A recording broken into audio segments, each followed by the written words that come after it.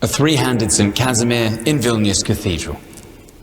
Ancient Romans worshipped their two-faced god Janus. Hindus prayed to four-handed Shiva, and for nearly 500 years, Lithuania has had its own patron saint with three hands. When you have time, drop into Vilnius Cathedral and see for yourself. There on the altar of Saint Casimir's chapel, you'll see a prince who never became a ruler. In truth, he's almost entirely hidden beneath silver. The actual painting looks like this, but you can still clearly see his three hands. Who gave Casimir a second right hand, and why? These are questions to which historians and art historians still have no answer. So let's hear the legendary version. Casimir was painted by an unknown artist. The painting was nearly finished when the painter decided that the right hand would look better turned back towards Casimir's body and not extended outwards. So he painted over the unnecessary hand and created another. It's very simple, and many painters do the same. The next morning, however, the painter was shocked to see that the first hand had re-emerged from beneath the layer of paint. He crossed himself and painted over it again. The next day, the hand had reappeared once more. He tried again until he finally understood that there was no way to hide that hand. So he decided to leave the first one and paint over the second. No chance. That's how Saint Casimir ended up with three hands. Now listen closely. All three hands were painted at the same time, and no one ever made corrections to them. And that's not some legend. That's based on a scientific study of the painting. Should all of this make Lithuanians feel special? Perhaps. Because there's only one other example like this one in the world. A three-handed icon of Mary, Mother of God, has been worshipped in Byzantium since ancient times. Her third hand, made of pure silver, was added to the icon by St. John of Damascus after his own amputated hand was miraculously restored. In Vilnius, everyone quickly grew accustomed to the three-handed Casimir, and what's more,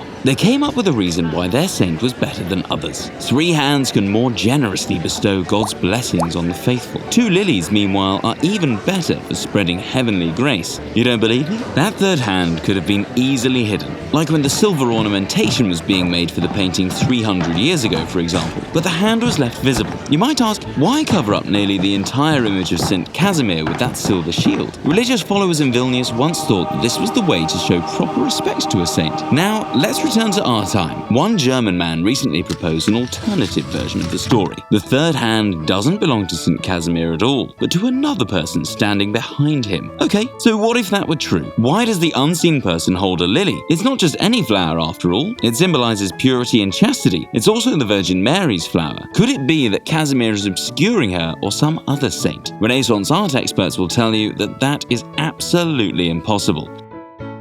Do you have another explanation? Let us know. Maybe we'll make another video about it.